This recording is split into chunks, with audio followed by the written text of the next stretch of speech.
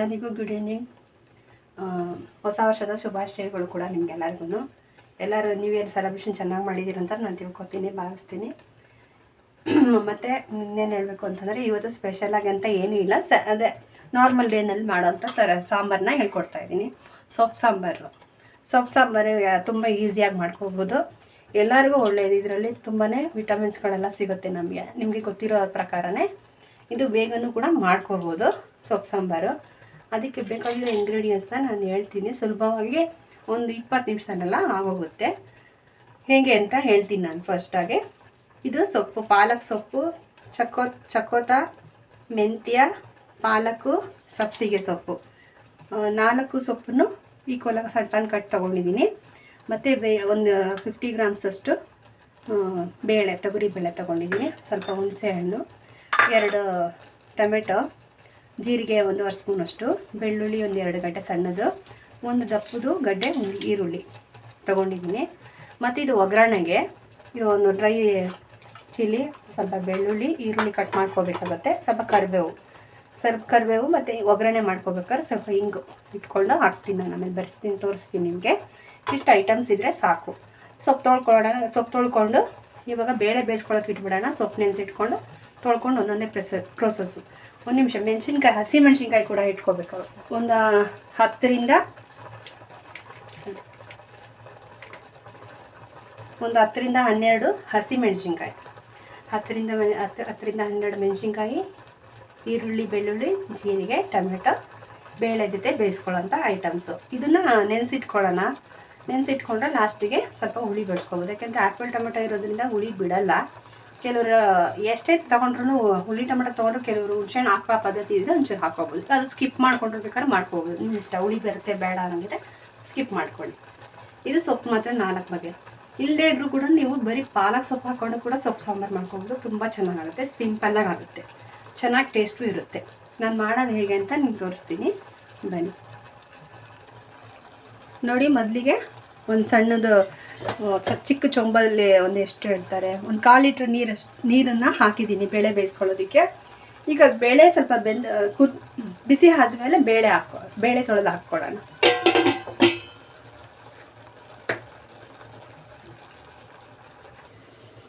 ನೋಡಿ, ಇವಾಗ ನೀರು ಇದಾಗ್ತಿದೆ, ಕುದೀತಾ ಇದೆ. ಸ್ವಲ್ಪ ಸಣ್ಣ ಮಾಡ್ಕೊಂಡು ಬೇಳೆ ತೊಳೆದಿರೋದನ್ನು ಹಾಕ್ಕೊಳ್ಳೋಣ. ಕುಕ್ಕರಲ್ಲಿ ಹಾಕೋದು ಬೇಡ, ಅದರಲ್ಲಿರೋ ಶಕ್ತಿ ಎಲ್ಲ ಹೊಟ್ಟೋಗುತ್ತೆ. ಅಂದರೆ ಪ್ರೋಟೀನ್ಸ್ ಎಲ್ಲ ಲಾಸ್ ಆಗುತ್ತೆ. ಪ್ರೋಟೀನ್ಸ್ ಎಲ್ಲ ಪಾತ್ರೆಯಲ್ಲಿ ಮಾಡ್ಕೊಳ್ಳೋದ್ರೆ ಬೇಗ ಆಗುತ್ತೆ, ಬೇಗನೂ ಬೆಂದೋಗುತ್ತೆ. ಈ ಸೊಪ್ಪು ಐಟಮ್ಸ್ಗಳೆಲ್ಲ ಯಾವತ್ತೂ ಕುಕ್ಕರಲ್ಲಿ ಹಾಕೋದು ಸರಿ ಇಲ್ಲ. ನಾರ್ಮಲಾಗಿ ಪಾತ್ರೆಯಲ್ಲೇ ಬೇಯಿಸ್ಕೊಂಡ್ರೆ ತುಂಬ ಒಳ್ಳೆಯದು.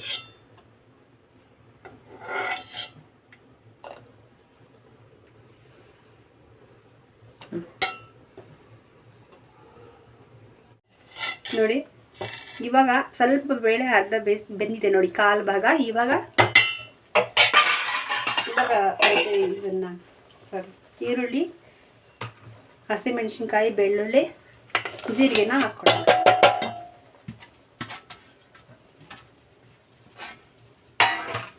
ಟೊಮೆಟೊ ಸೊಪ್ಪು ಹಾಕೋವಾಗ ಟೊಮೆಟೊ ಹಾಕ್ಕೊಳ್ಳೋಣ. ಯಾಕೆಂದರೆ ಟೊಮೆಟೊ ಬೇಗ ಬೆಂದೋಗುತ್ತೆ. ಹಾಗಾಗಿ ಇನ್ನೊಂದು ಸ್ವಲ್ಪ ಬೇಳೆ ಬೇಯಿಸ್ಕೊಂಡಿದ್ದೀನಿ. ಸೊಪ್ಪು ಹಾಕ್ತೀವಿ ಅನ್ನೋವಾಗ ಟೊಮೆಟೊ, ಸೊಪ್ಪು 2 ಹಾಕೋಣ.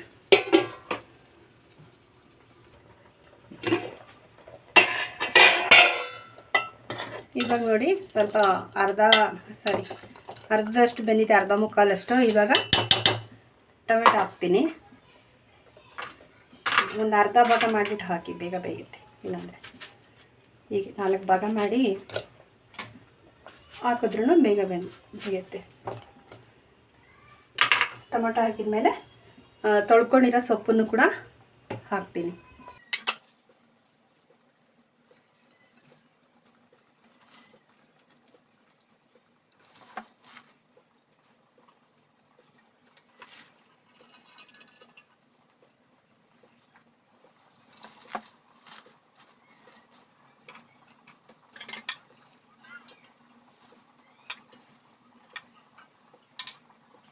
ನೀಟಾಗಿ 2 ಸಲ 3 ಸಲ ತೊಳ್ಕೊಂಡು ಸೊಪ್ಪನ್ನ ಇಟ್ಕೊಂಡು ಸೊಪ್ಪು ಮಾತ್ರ ಹಾಕ್ಕೊಳ್ಳಿ ನೀಟಾಗಿ. ಕೆಳಗಡೆ ಇರೋ ನೀರನ್ನ ಚೆಲ್ಲಿ.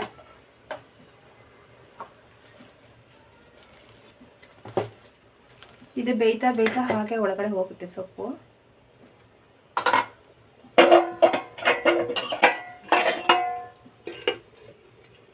ಒಂದೆರಡು ನಿಮಿಷ ಬೇಯಲಿ. ನೋಡಿದ್ರಲ್ಲ ಎಷ್ಟು ತುಂಬ ಇದೆ ಸೊಪ್ಪು, ಎಷ್ಟು ಒಳಗಡೆ ಹೋಯ್ತು. ಇವಾಗ ಬೆಂದಿದೆ, ಬಸ್ಕೊಂಬಿಡೋಣ.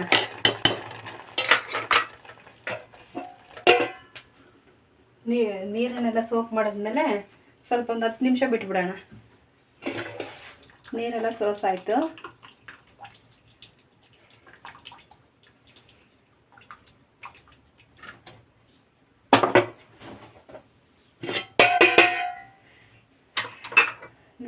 ಸ್ವಲ್ಪ ಹೀಟು ಕಮ್ಮಿ ಆಗಲಿ, ಇಲ್ಲಾಂದರೆ ಮಿಕ್ಸಿನಲ್ಲಿ ಸ್ವಲ್ಪನೇ ಹಾಕ್ಕೊಂಡು ಒಂದೇ ಒಂದು ಟರ್ನಿಗೆ ಆಫ್ ಮಾಡ್ಕೋಬೇಕು. ತುಂಬ ಜಾಸ್ತಿ ಇದು ಮಾಡ್ಕೋಬಾರ್ದು, ನೈಸಾಗಿ ಮಾಡ್ಕೋಬಾರ್ದು, ತರಕಾರಿಯಾಗಿ ರುಬ್ಕೋಬೇಕು.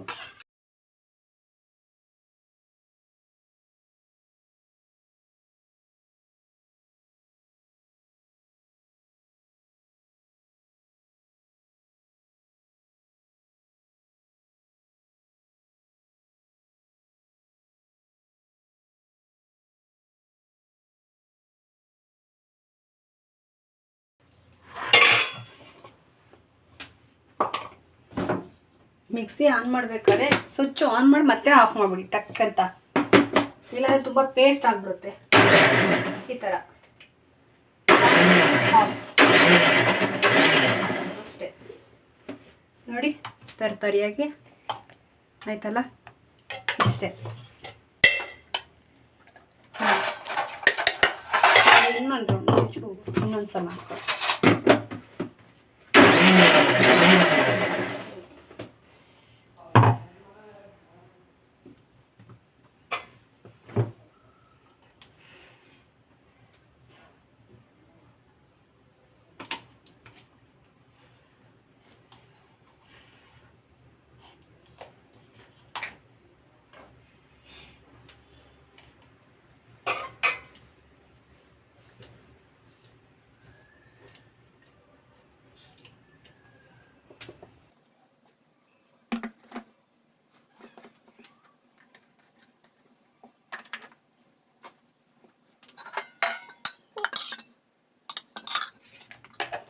ರಫ್ ಆಗಿದ್ರೆ ಸಾಕು.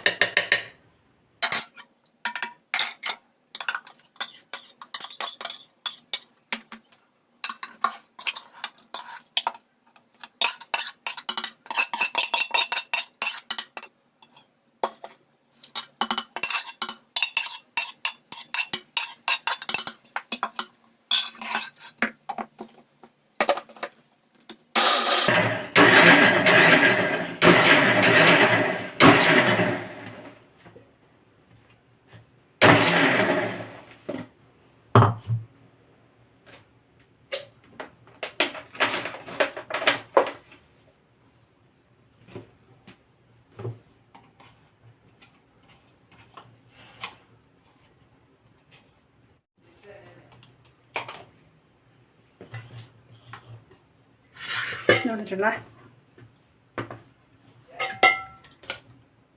ಇದು ಸ್ವಲ್ಪ ಬೇಳೆ ಇರೋದ್ರಿಂದ ಸ್ವಲ್ಪ ಅದಕ್ಕಿಂತ ಫಸ್ಟಿಗಿಂತ ಸ್ವಲ್ಪ ಒಂದೇ ಒಂದು ಟರ್ನ್ ಹಾಕಿದ್ದೀನಿ, ಸ್ವಲ್ಪ ಸಾಫ್ಟಾಗಿ ಕಾಣಿಸುತ್ತೆ ಅಷ್ಟೇ.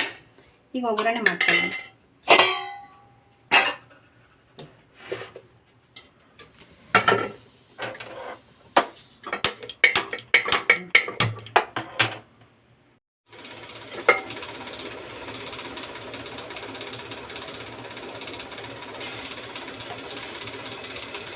ಒಂದೆರಡು ಸ್ಪೂನ್ ಎಣ್ಣೆ ಹಾಕ್ಕೊಳ್ಳೋಣ.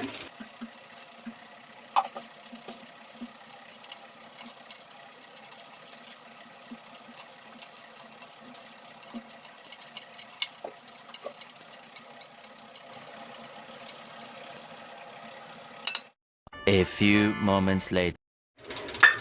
ಸಾಸಿವೆ,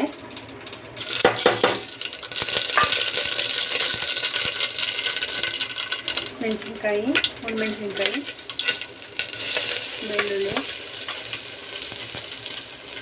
ಕರಿಬೇವು,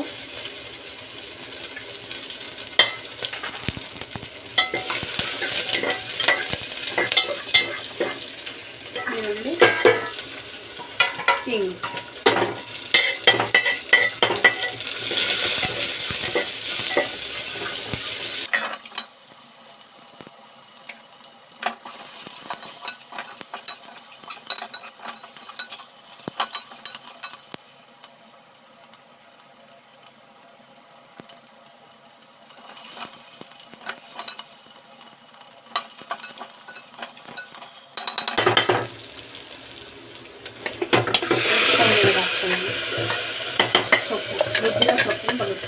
ಫಸ್ಟು.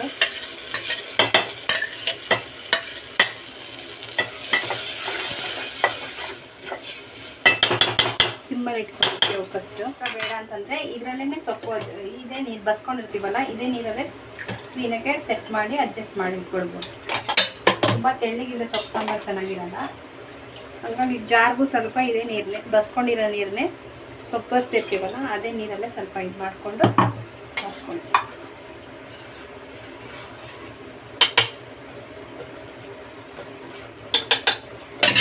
ಹುಣಸೆ ರಸನೂ ಇದಕ್ಕೆ ಹಾಕಿದ್ದೀನಿ ನಾನು ಬಸ್ಕೊಂಡಿರೋ ನೀರಿಗೆ. ಈಗ ಅದನ್ನು ಬಗ್ಗಿಸ್ತಾ ಇದ್ದೀನಿ. 2 ಸ್ಪೂನಷ್ಟು ಆಯ್ತು ಅದು ಹುಣಸೆ ರಸ.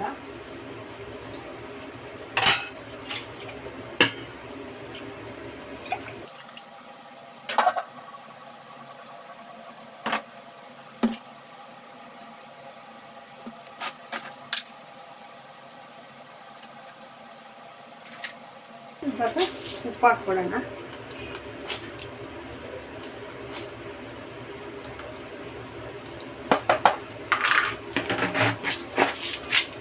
ಒಂದೊಂದು ಸಾಲ್ಟ್ ಸಪ್ಪೆ ಇರುತ್ತೆ, ಹಾಗಾಗಿ ಒಂದು ಸಪ್ಪೆ ಇರೋದ್ರಿಂದ 2 ಸ್ಪೂನ್ ಹಾಕಿದ್ದೀನಿ. ಇಲ್ಲಾಂದರೆ 1.5 ಸ್ಪೂನ್ 2ಕ್ಕೆ ಸ್ಟಾಪ್. ನೋಡಿ ತಿಕ್ನೆಸ್ಸು ಸಾಂಬಾರು ಎಷ್ಟು ಚೆನ್ನಾಗಾಗಿದೆ. ಸೊಪ್ಪು ಸಾಂಬಾರು ಗಮ್ಮಂತ ಪರಿಮಳ ಬರ್ತದೆ. ಕೆಲವರು ಲಾಸ್ಟ್ ಹಾಕ್ತಾರೆ, ಫಸ್ಟೇ ನಾವು ಹಾಕ್ಬಿಡ್ತೀವಿ. ಲಾಸ್ಟ್ ಬೇಕಾದ್ರೆ ನೀವು ಲಾಸ್ಟಿಗೆ ಕೊಟ್ಕೋಬೋದು, ಫಸ್ಟೇ ಕೊಟ್ಟರು ಏನು ಪ್ರಾಬ್ಲಮ್ ಇಲ್ಲ. ಒಂದೇ ಒಂದು ಕುದಿ ಬಂದ ತಕ್ಷಣ ಸ್ಟವ್ ಆಫ್ ಮಾಡಿಕೊಂಡ್ರೆ ಆಯಿತು ಸೊಪ್ಪು ಸಾಂಬಾರು. ಇದಕ್ಕೆ ಮುದ್ದೆ ವೈಟ್ ರೈಸ್ ಜೊತೆ ಆರಾಮಾಗಿ ಊಟ ಮಾಡ್ಬೋದು, ತುಂಬ ಚೆನ್ನಾಗಿದೆ.